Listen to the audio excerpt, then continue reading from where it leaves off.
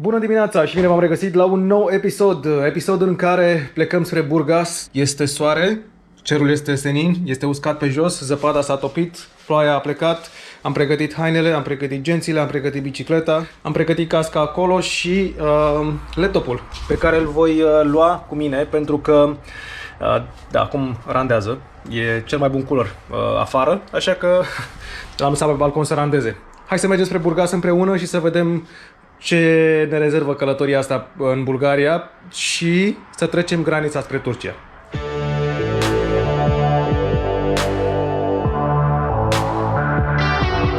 Am pedalat deja 60 de km, am luat o pauză că mor de frig. Mai am peste 45 de km, 50 de km. Din păcate este foarte ud pe jos. Nu mi-am mai pus camera că n-am mai avut răbdare să mai filmez mare lucru. Am înghețat complet, sper să nu vină urșii peste mine, sunt în munți și trec mașini pe lângă mine. Merg pe jos pentru că vreau să mă încălzesc puțin. Nu vreau să mă plâng sau ceva, dar că atunci când cobor la vale, pur și simplu îmi îngheață corpul complet. Pentru că, fiind foarte frig și vântul vine cu putere spre mine, iar sarea asta de pe jos nu mă ajută cu nimic, deja sunt alb pe picioare. Mă ia vântul pe sus! Mai e ceva foarte ciudat, oamenii se uită la mine ca și cum am luat o razna. Ceea ce oricum nu e departe de adevăr, să mergi la minus 4 grade cu bicicleta prin munți. Ce-a fost în mintea mea, oare? Ce-a fost în mintea mea?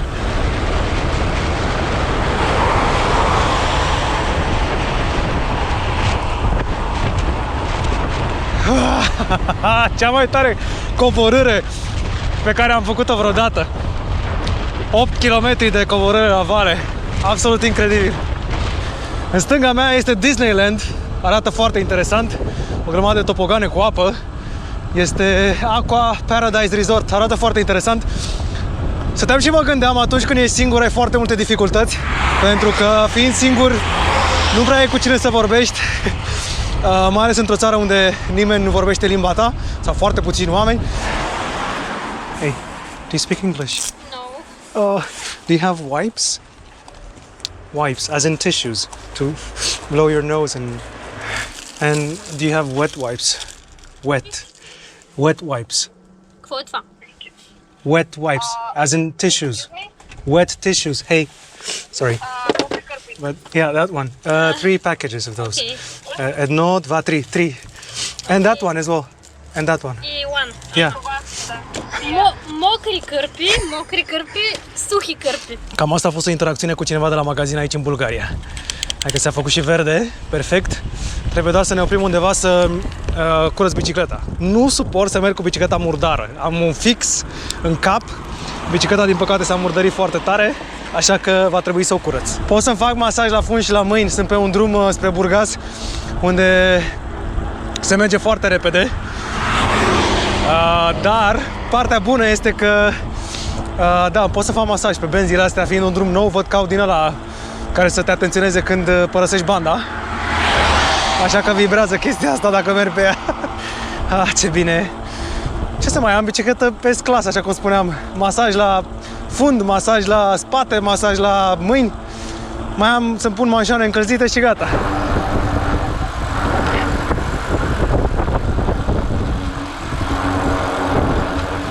Ultimul oraș înainte de graniță, Burgas, iată-mă aici. Mi se pare foarte, foarte interesant că de la intrare și până aici am avut piste de biciclete. Am pedalat foarte repede și foarte bine, 134 de kilometri. Este incredibil cum m-am motivat astăzi dimineața înainte de a pleca să pedalez cât de repede și cât de tare pot. N-am mâncat mai nimic, n-am băut mai nimic, ba chiar m-am concentrat numai înainte și atât. Mi-am făcut treaba pe ziua de astăzi, așa că mă duc să noptez la hotel. Dobro utro, sau de fapt bună dimineața în bulgărește. Am stat la Hotel Doro, cel mai bun hotel din Burgas ever, și a fost super ieftin, a fost 130 de lei. E extrem de curat, extrem de tare. Deci până acum bugetul meu e în grafic. Bugetul meu ar trebui să fie undeva cam 500-600 de euro pentru toată călătoria. Deci sunt în grafic momentan. În România a fost cea mai scumpă cazare. Urmează să merg spre Malco Tarnovo. Este foarte frig afară, sunt minus 3 grade. În teorie ar trebui să fie sus la 400 de metri minus 6, se simt minus 10. Deci va fi interesant. Urați în baftă și să mergem înainte. În Burgas, un orășel extrem de frumos și extrem de drăguț. Îmi place foarte mult. fiind duminică dimineață nu e mai nimeni pe străzi, dar sunt foarte multe piste de biciclete, nu sunt mașini parcate pe trotuar, toată lumea e foarte respectuoasă cu tine, deci da, nimic care să nu-mi placă aici, îmi place foarte, foarte mult. Cred că ăsta este motoul Taci mă din gură, mă! Taci din gură! Cred că ăsta este motoul călătoriei mele. Mergem înainte, ce-o fi, o fi. Altul mai bun n-am, să știți, îmi pare rău. Cu siguranță nu o să mă auziți, chiar dacă țip eu ca disperatul. Dar este... e foarte frig! Este incredibil de frig. Nu mai scot masca de pe față. Momentan, partea cea mai tare este că nu sunt mașini deloc, fiind duminică. Este genial! Oricum, șoferii sunt peste 80-90% din ei sunt foarte, foarte ok. Trec la depărtare de tine, nu merg așa de repede și sunt mult mai liniștiți.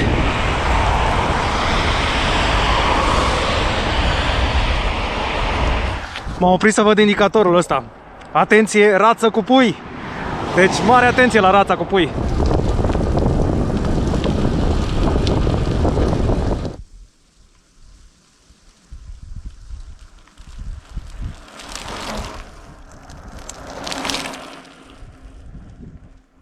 În ultimii 36 de kilometri pe care am parcurs, adică de când am plecat din Burgas și până acum, am tot urcat. Nu știu dacă e de bine sau de rău, sunt la 750 de metri altitudine. Sincer, nu prea mai am cuvinte, am stat singur și m-am gândit ce aș putea să vorbesc cu voi în momentele astea.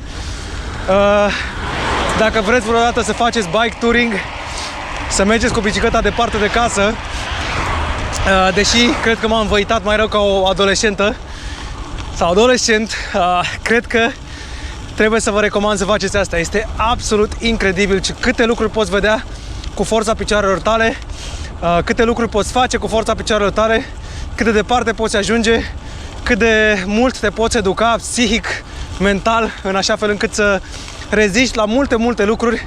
Primul este lipsa de confort, în sensul că este foarte frig afară și corpul tău îți spune: hei, hai înăuntru, hai acasă, haide în pace, odihnește-te, iar tu trebuie să te lupți cu gândul ăsta, trebuie să te lupți cu gândul că ești singur. Sincer, toate lucrurile astea merită, pentru că te gândești la sfârșit, după ce tragi linie, zici: wow, cât de tare, cât de tare. Și pentru că sunt mulți cei care mă întreabă de ce ai plecat în Turcia. Ei bine, am plecat în Turcia, unde voi trece mâine granița, dintr-un motiv foarte simplu. Sunt foarte mare fan muzică. Îmi place foarte mult istoria muzicii, să despart fiecare sample în parte de la diferite genuri muzicale. Și ascultam The Gaslamp Killer acum câteva săptămâni și am găsit un sample foarte, foarte interesant de la o melodie din anii 70, o melodie turcească pe numele ei Gurbet. Ezdemir Erdogan se numește artistul. Melodia este absolut incredibilă, vă recomand să o căutați, sper să vă placă și vouă. Am să vă las link în descriere, indiferent de orice. Acea melodie pur și simplu mi-a influențat foarte mult modul de a gândi și mi-a plăcut foarte mult. Gurbet se traduce în română dor de casă, dor de țară. Uite, vacă pe un semn. N-am mai văzut o vacă pe un semn din România.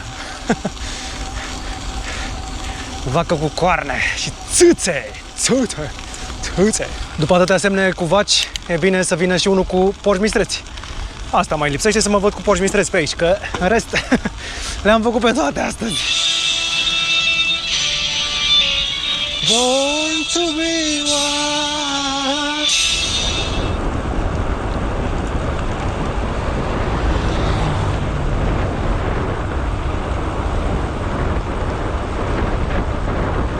În sfârșit, vale, am tot urcat până aici. Cred că dacă mai urc o dată nebunesc. Sunt extrem de bucuros că am ajuns. Mă rog, încă n-am ajuns, dar sunt pe punctul de a ajunge. Sunt extrem de bucuros. O să-mi caut cazare din nou. Iar de mâine, Turcia! Bine ați venit în lumea de dincolo, Turcia! Cred că o să iau razna. Deja am făcut confirmare de plată pentru un motel de aici. Din păcate, e la capătul planetei, nu înțeleg unde naiba este. Am căutat în tot Malco, Tarnovo, Rahat Păbus, cum se numește locul ăsta. După care Google Maps acum mă duce într-un alt loc. Oricum nu arată ca și cum ar fi drumul spre un motel sau ceva. Arată ca și cum te duci la Balamuc. Turn right. Unde măta să fac dreapta, idiotule? Bă, ce parte nu înțelegi că nu e acolo, mă? Nu este acolo. Nu, taci. Și acum ocolesc alți 2 km urcând la deal pentru că Google Maps. Nu mai pot. Vreau să mă odihnesc. Vreau liniște și pace. Mamă, ce m-a luat frigul de nu mai pot. Eram așa bine dispus că am ajuns super repede aici și într-o dată mi s-a schimbat starea de spirit. Fix după niște chestii extrem de stupide. Gusfraba! Gusfraba! Gusfraba! Gândește-te la ceva frumos. Gândește-te la ceva frumos. Exteriorizează. Țâțe! Poate mă întâlnesc cu ursul polar aici. Malco Tarnovo, Balamuc Tarnovo, Balamucovo. Cel mai tare lucru să nu fie hotelul acolo. Motelul, ce dracu e motel. 30 de km la oră limită. Vrei să fiu de-al dracu? Uite, de-al dracu merg mai repede. Uite, 31, 27, 28, 29. De frig nici mai pot. Nu pot să merg cu 30 de frig. Până la momentul adevărului, 210 metri. Motel, da! Am ajuns la motel. Doamne! E o minune, Doamne! Am băut izvorul minunilor. Motel. Dar de ce zice motel și nu hotel? E ca și cum ai spune în loc de grădina botanică, îi spune grădina motanică. De ce stau mulți motani acolo? Mamă, zici că e castelul Pulișor, Pelișor, chestia asta. Uitați-vă și voi ce e aici. Turnurile, Babel și toate cele... Au, gropi. Și bineînțeles zăpadă. Hai, Mariu, să te văd acum. Tracțiune 4x6. 6x4, 24 de mii de nervi ce am. Nu-mi place cum arată locul ăsta. Nu pare a fi cineva aici. Deci o să vedeți că nu o să am unde să stau în Târnovo ăsta.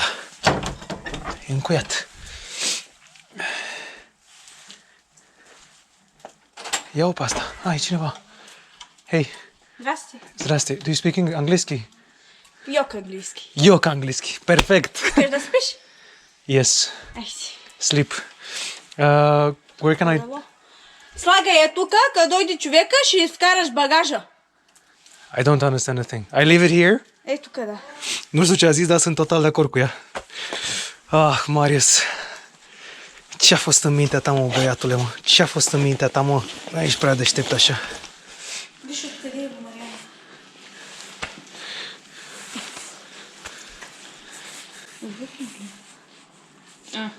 Yeah, on booking. Отбухали ли си? Yes. Да. Why is it so empty here? Защото няма хора. Oh. Защото хората умряха. Няма хора. M-am cazat în cele din urmă la hotel. Nu o să iau razna, nu încă, dar oricum nu aș putea să iau, având în vedere faptul că am un aer condiționat Fuego și o aerotermă care face zgomotul ăsta. Și pregătiți-vă.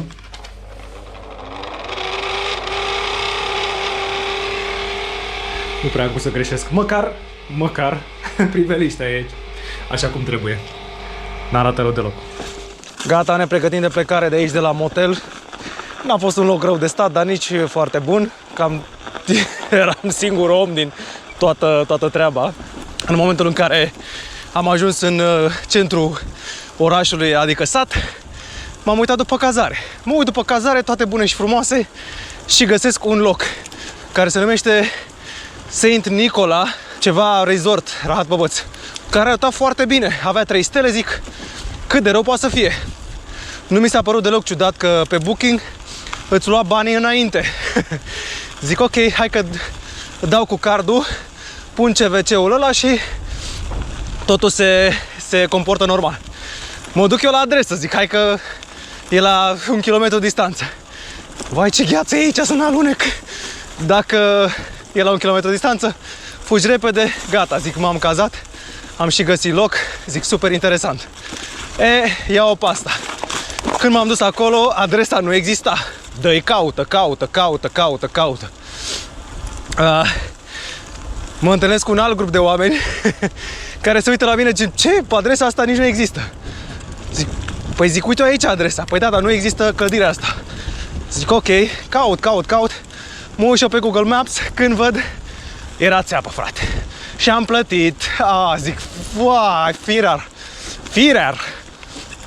Și taxa de anulare, că pe Booking poți să anulezi, era fix cât costa toată treaba. Deci țepuit, frate, în Malco Tarnovo, la fiecare pas. Și nu, să nu fiți rasiști, să spuneți vreo chestie bizară, că n-are importanță ce culoare ești. Important e cum te porți. Dacă ești mărlan, poți să fii orice culoare. M-am oprit în nori, cu 1 kilometru înainte de Turcia, pentru Corny Big și Hell, micul dejun al campionului. Și apoi pedalăm șervețele umede cu Mon. Mai ștergem bicicleta, mai sufăm nasul. Clasic. De mai bine de 7 km nu am văzut nicio mașină, nimic, niciun om, exceptând omul ăsta și oamenii de la benzinărie.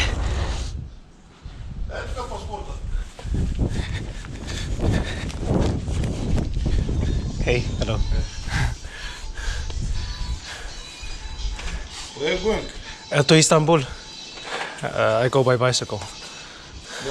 Ok. 1 minute, am customs control. Ok, yeah. Thank you. Fără ciolan de porc, fără cașcaval și fără lapte. Deci, practic, la graniță ții post. Și am ajuns în Turcia, sper să nu cad pe gheața asta. Vorbim când mă mai încălzesc puțin, că nu mai pot de frig. Hey.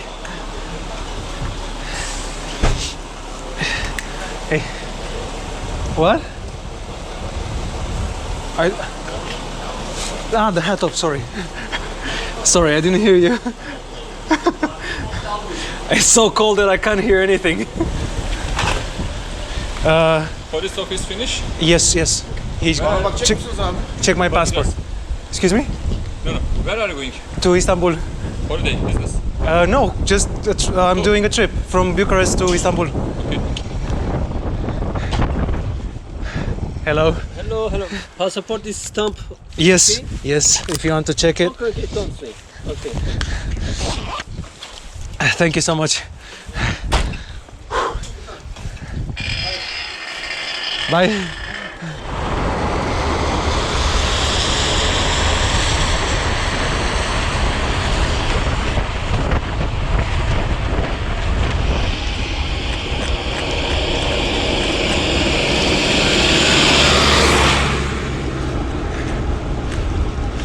Drum cu inclinație de 10% și cu bicicletă foarte grea. O plăcere. Am schimbat din nou peisajul și aici gropile își fac de cap. Drept urmare, anvelopele de 27 jumătate, salut căluților, de 27 jumătate își fac treaba așa cum ar trebui de fapt. Wow! Îmi dau seama că peisajul ăsta nu e la adevărata lui valoare, pentru că este iarnă, dar cu siguranță dacă ar fi fost vară, copaci cu frunze, totul verde în jur, ar fi fost absolut incredibil. Din păcate s-a stricat drumul, aici este plin de noroi, să sperăm că până la Vize nu este așa. Trebuie să recunosc că sunt puțin descurajat, de fapt puțin mai mult. Mai am 44 de kilometri, am făcut 41 de kilometri până acum. Drumurile sunt foarte, foarte proaste. La un moment dat am crezut că am făcut pană și mai problematic este că sunt foarte multe văi, dar în același timp și foarte multe dealuri. Și alunecă foarte tare pe jos acum. Să nu cazi, Marius! Wow.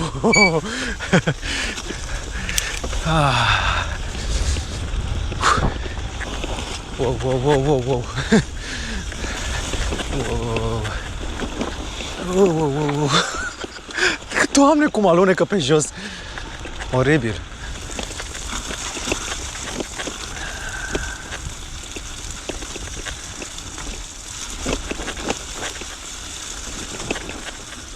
...40 de km la oră pe macadam cu o bicicletă încărcată la maxim. Nu e bine. O singură greșeală și aici o poți încurca foarte rău.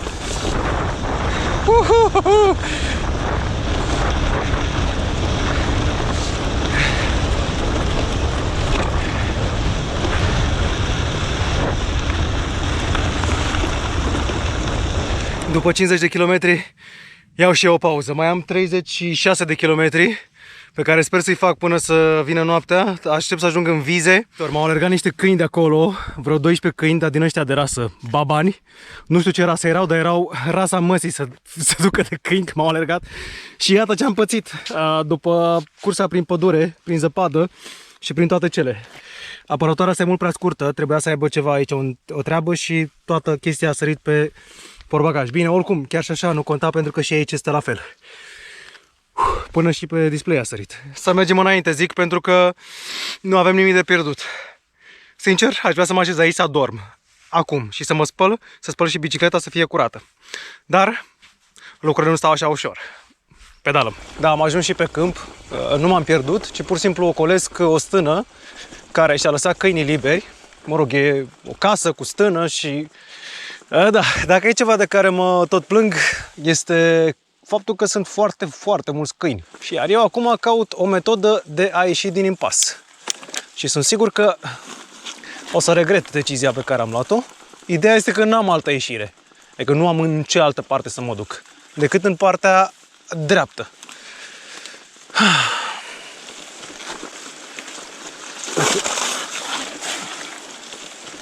Hai că cu ocazia asta trec și prin apă. În rest le-am făcut pe toate astăzi.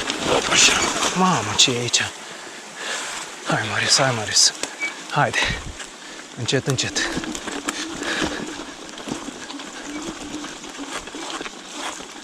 Băi, partea bună este că anvelopele astea țin foarte bine.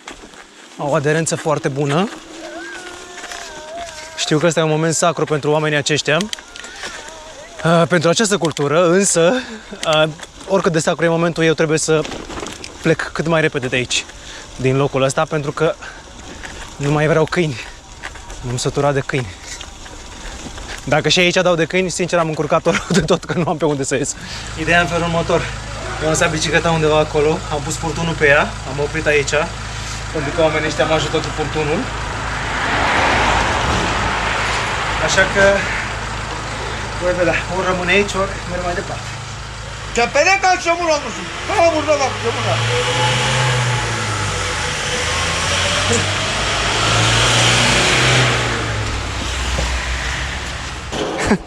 Thank you so much for everything again. Welcome.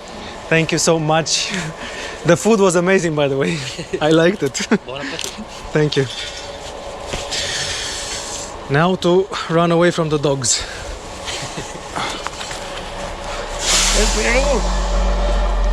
It's like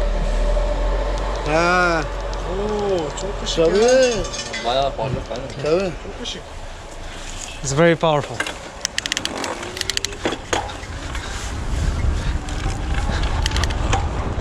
Woohoo! Am mâncat. În cele din urmă nu mai am foame, am mațe. Oamenii ăștia au fost absolut incredibili. Mi-am spălat cu ajutorul lor bicicleta. Acum este curată. Am mâncat 3 chifteluțe cu niște salată. Cred că cea mai bună mâncare pe care am mâncat-o, sincer. A fost atât de fresh și atât de bună că mi-era atât de foame. Iar acum mergem spre Vize. Iar în Vize mă voi caza la Track Hotel. Mai am 31 de kilometri. De-abia aștept.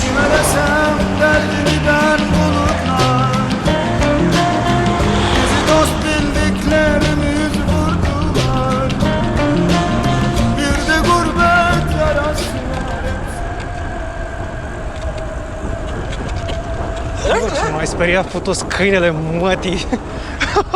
Nu cred! Marș de aici!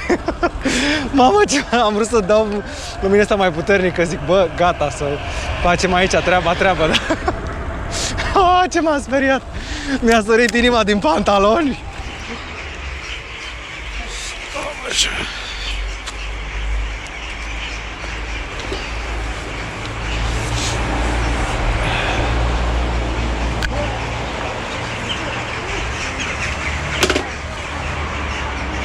Inside? Gel dedim. Al dedim onu, ne yaparsan yapın. Tabii. Arayacağım şimdi annemi de. Annemi de arayacağım, onu da anlatacağım.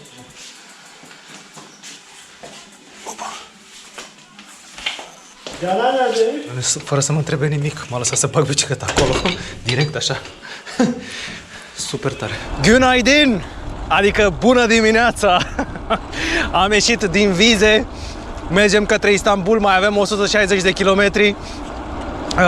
Pedalăm în Turcia, am pedalat deja ieri, dar astăzi este diferit, în sensul că cu cât mă apropii de Istanbul, cu atât observ anumite lucruri, mai ales zăpata de trafic. După cum știți, vizita mea către Istanbul nu este una istorică, nici pe departe muzee, chestii de genul, ci vreau să văd cum este Turcia la infrastructură de biciclete. Zero, credeți, deci nu există. De fapt, cred că sunt singurul biciclist, n-am văzut nicio bicicletă de când am intrat în Turcia și până acum. În schimb, sunt oameni cu mopede, dar niciunul nu are cască, toată lumea claxonează, aerul este foarte poluat în orașe, chiar și în orașele astea mici, deci semnele nu sunt prea bune. Partea bună este că e mâncare peste tot, frate, deci miroase la ăștia mâncare peste tot, în orice orășel din ăsta sătuc, oricât de mic este mâncare de stradă. Orice-ți dorești tu, orice-ți dorești, dulce, sărat, iute, orice. În drum spre Istanbul m-am teleportat și am ajuns în Popeșile Ordeni. Ce asta, frate? Zici că sunt fix în Popeșile Ordeni. Numai că nu au trotuare în Popeșile Ordeni. În rest e același lucru. Toată lumea fumează aici. Fumează ăștia ca turcii. Asta e că sunt turci. Și toate reclamele, tot scrisul este în cu litere goldeană. Autobuzele Firea! Ia uite autocarul, frate, până unde ajunge. De la București până la Istanbul. Cât de tare! Da, mă, da, asta e. Uite, mă, că a făcut, bă, și Firea asta, bă, ceva. Te duce autobuzul din București până la Istanbul. Totuși, cu transportul public. Așa ceva. Suntem primi în Europa, bă, frate, bă. Primi în Europa. Și al moped fără cască.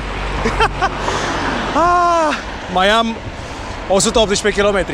M-au alergat din nou câinii. Asta e mai puțin important, pentru că oricum n-am apucat să filmez, pentru că nu țin mereu camera pornită. În schimb, am făcut o deducție, clar. Deci o deducție de geniu, aș putea spune aici, cu stâlpii ăștia galbeni, cu drumul ăsta în urcare. Deci, cel mai bun prieten al omului este câinele, da? Cel mai mare dușman al biciclistului este câinele. Drept urmare, biciclistul nu e om. Am ajuns la concluzia finală. Bicicliștii nu e oameni, tată. E simplu. De-aia nu-i suportă lumea. Bicicliștii nu e oameni. Să rămână că mai depășit departe. Nu vă alarmați, dar cred că sunt un geniu. De fapt, nu cred, ci sunt sigur. Sunt sigur că sunt un geniu. Geniu nu cred, dar geniu sigur. În Turcia n-a venit niciunul aproape de mine. Niciunul. Bine, și eu merg pe linia asta și mai departe de ea, mai aproape, mai drag să mă ia, mai dau și eu din calea camioanelor. Că nu sunt tântălău. Dar, sincer, nu a fost niciun șofer care să treacă aproape de mine. Asta în afara orașelor. Bă, frate, în orașe, claxoane la greu. Deci mă claxonează fără nicio treabă. Și a început rugăciunea. Acum ce fac? Mă opresc? Nu mă opresc? Eu nu vreau să jignesc pe cineva. Asta mi se pare ciudat. Adică...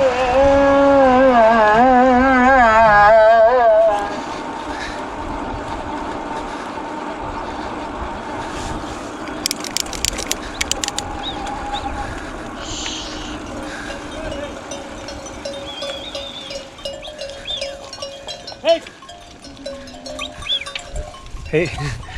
Hei!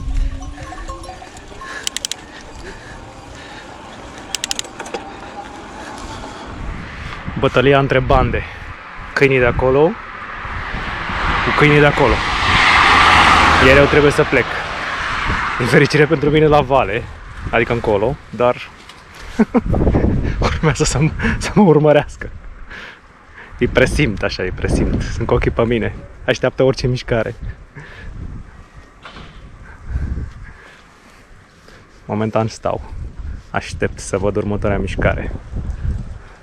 Adică dacă erau niște maidanezi din ea, înțelegeam. Fugeam de ei și aia era. Dar ăștia sunt babani, adică...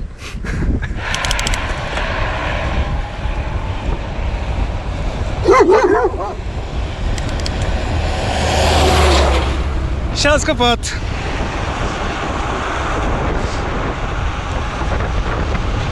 62 de km la oră pe acostament, pe autostradă.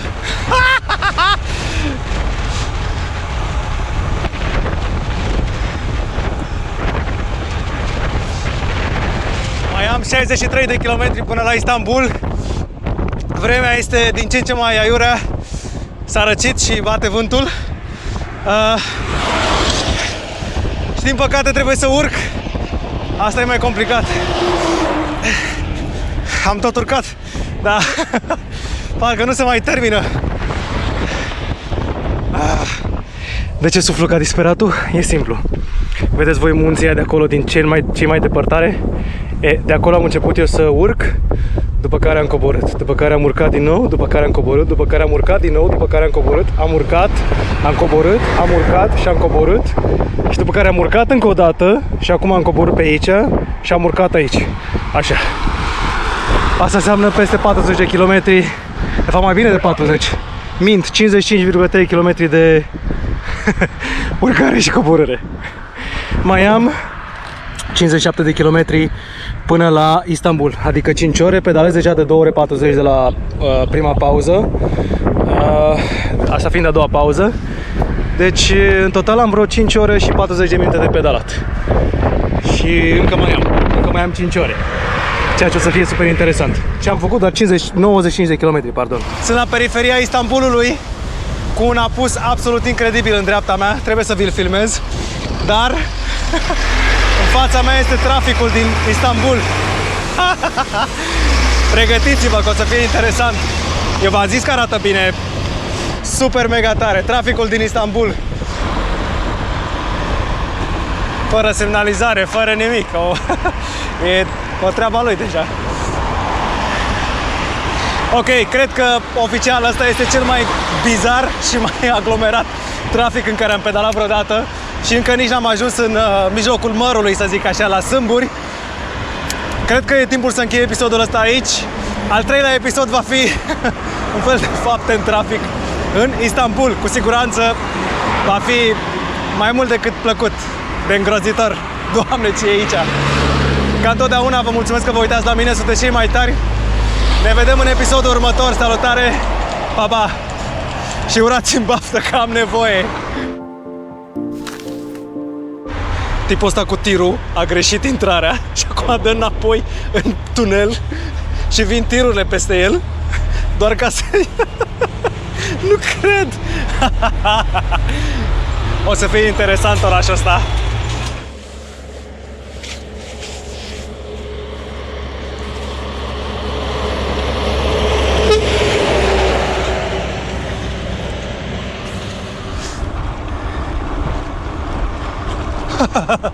Ce faci, câine?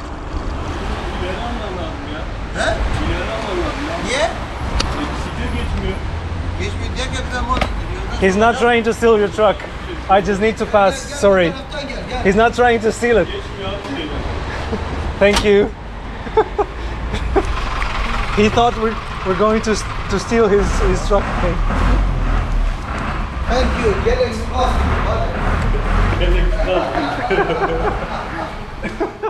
He thought